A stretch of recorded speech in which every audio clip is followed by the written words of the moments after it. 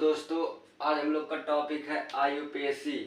तो दोस्तों हम बात करते हैं, इसमें दोस्तों दो शब्द आएंगे, एक आएगा प्रीफिक्स, एक सफिक्स, यानी पूर्वलग्न अनुलग्न। तो पहले बात करते हैं अनुलग्न और पूर्वलग्न है क्या।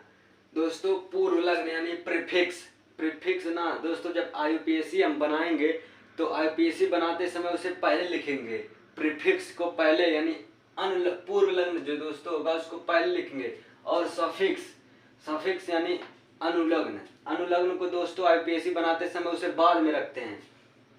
प्रीफिक्स क्यों, प्रीफिक्स जो होता है दोस्तों जो पूर्वलग्न होता है उसे पहले लिखा जाता है IUPAC बनाते समय, और अनुलग्न जो होता है उसे बाद में। तो दोस्तों IUPAC क्या है पहले हम बात करते हैं। IUPAC पूर्वलग्न और अनुलग्न के मिलने से जो शब्द बनता है उसी को IUPAC कहते हैं। अर्थात हम कह सकते हैं प्रीफिक्स और सफिक्स के मिलने से जिस शब्द का निर्माण होता है उसी को IUPAC कहते हैं।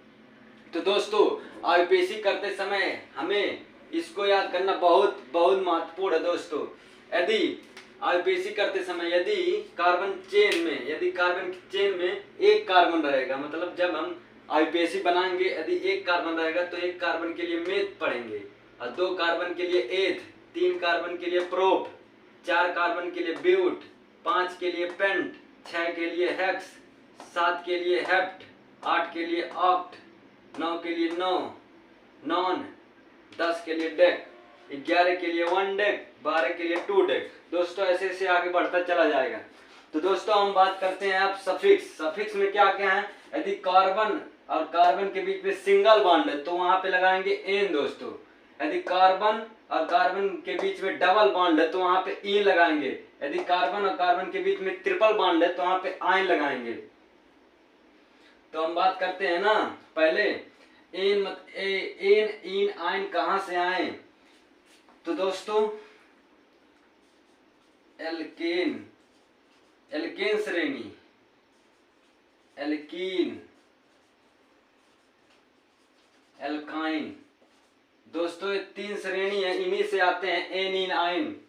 इसका सामान्य सूत्र बता देते हैं, आप लोग को बता दे रहे हैं। CnH2n+2, CnH2n और CnH2n-2।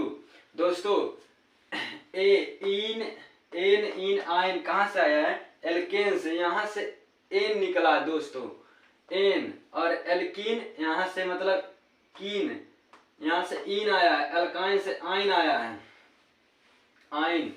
दोस्तों हम यदि आप लोग अब सोच रहे होंगे, मतलब देखिए एक बॉन्ड है तो एन, डबल बॉन्ड है तो इन, ट्रिपल बॉन्ड है तो आइन। अब आप सोच रहे हैं यदि कार्बन कार्बन की मतलब 4 बॉन्ड आ जाए, चार बंध आ जाए तो हम क्या करेंगे।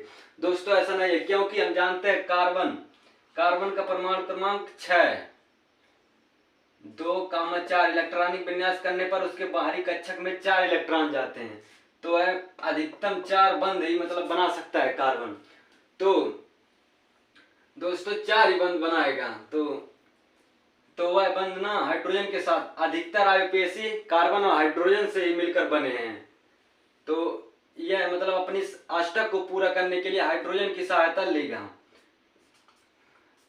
तो 4 हाइड्रोजन की आवश्यकता पड़ेगी, तो सहसंयोजक बंध बना लेगा हाइड्रोजन के साथ। तो 2 2 4 2 6 2 8, इसका अष्टक मतलब पूरा हो गया कार्बन को। तो कार्बन का बाहरी कक्षक मतलब यानी उसका अष्टक पूरा हो गया, 8 इलेक्ट्रॉन उसके बाहरी कक्षक में जा चुके हैं दोस्तों। तो हम पहले बात करते हैं ना, यदि कार्बन और कार्बन सिंगल बॉन्ड कार्बन, हाँ दोस्तों हम बात करते हैं यदि कार्बन और कार्बन के बीच में सिंगल बॉन्ड हो तब क्या करेंगे। देखिए दोस्तों हम जानते हैं इसके बाहरी कक्षक में 4 इलेक्ट्रॉन होते हैं, तो एक इलेक्ट्रॉन मतलब खर्च कर दिया इस कार्बन के साथ साझे करने में, तो बचा इसके पास 3 इलेक्ट्रॉन, इसके पास भी 3 इलेक्ट्रॉन। तो 3 इलेक्ट्रॉन कहां से लेगा, हाइड्रोजन से, हाइड्रोजन को लेकर के अपने मतलब अष्टक को पूरा करेगा दोस्तों। तो 3 हाइड्रोजन से जुड़ेगा, यहाँ पे 3 हाइड्रोजन से, यहाँ पर भी दोस्तों 3 हाइड्रोजन से। तो इसे हम यदि सबमिट करके लिखें तो क्या होगा, CH3 बॉन्ड CH3 दोस्तों अब इसका IUPAC अब हम कैसे करेंगे। देखिए दोस्तों, 2 कार्बन है, 1 2, 2 कार्बन है तो 2 कार्बन के लिए मूल शब्द क्या आता है, एथ। एथ तो लिखिए एथ, एथ। और दोस्तों सिंगल बॉन्ड है, सिंगल बॉन्ड के लिए एन, सफिक्स, सफिक्स क्या आएगा, एन आएगा। सिंगल बॉन्ड दोस्तों, इसमें सिंगल बॉन्ड, कार्बन कार्बन के बीच सिंगल बॉन्ड, तो सिंगल बॉन्ड है तो एन प्लस एन, तो क्या हो गया दोस्तों, जोड़ दीजिए दोस्तों, यहाँ पे संधि वाला कॉन्सेप्ट लगेगा, दोनों को जोड़ देंगे तो एथेन हो जाएगा, एथेन। अब दोस्तों यदि कार्बन और कार्बन के बीच डबल बॉन्ड हो तब क्या करेंगे।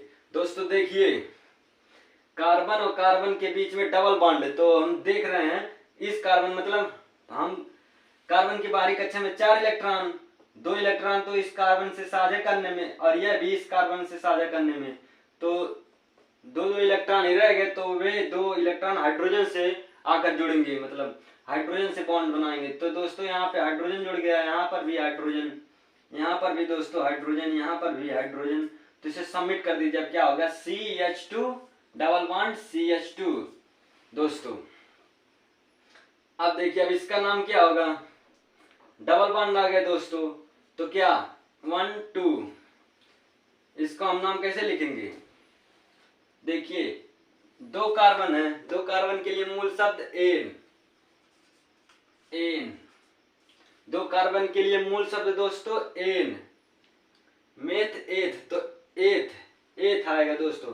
देखिए 2 कार्बन के लिए 1 2, 2 कार्बन है, 2 कार्बन के लिए मूल शब्द एथ, एथ plus double bond, double bond के लिए इन, कार्बन कार्बन के बीच दोस्तों डबल बॉन्ड है तो इन, तो क्या हो गया दोस्तों, दोनों को जोड़ दीजिए, एथीन हो गया, एथीन दोस्तों। अब हम अगला बात करते हैं, यदि कार्बन कार्बन के बीच ट्रिपल बॉन्ड हो तब कैसे उसका IUPAC करेंगे। मतलब ट्रिपल बॉन्ड है दोस्तों, ट्रिपल बॉन्ड है, हम देख रहे हैं 4 इलेक्ट्रॉन बाहरी कक्षा में होते हैं, तो 3 तो इस कार्बन के साथ साझा करने में बिजी हो गए, मतलब बचा 1 इलेक्ट्रॉन, तो 1 इलेक्ट्रॉन के साथ हाइड्रोजन आके जुड़ेंगे दोस्तों, हाइड्रोजन को जोड़ दीजिए, CH ट्रिपल बॉन्ड CH, तो दोस्तों ट्रिपल बॉन्ड है, कार्बन कार्बन के बीच ट्रिपल बॉन्ड है। तो अब देखते हैं इसका IUPAC कैसे करेंगे। देखिए दोस्तों 2 कार्बन, 2 कार्बन के लिए मूल शब्द एथ, 2 कार्बन के लिए मूल शब्द एथ, तो दोस्तों एथ लिख दीजिए, प्लस ट्रिपल बॉन्ड है तो आइन, तो क्या हो गया दोस्तों, एथाइन, क्या हो गया दोस्तों, एथाइन। दोस्तों यदि आपको वीडियो अच्छी लगे तो लाइक करें, यदि आप हमारी वीडियो को पहली बार देख रहे हैं तो हमारे चैनल को सब्सक्राइब कर लें।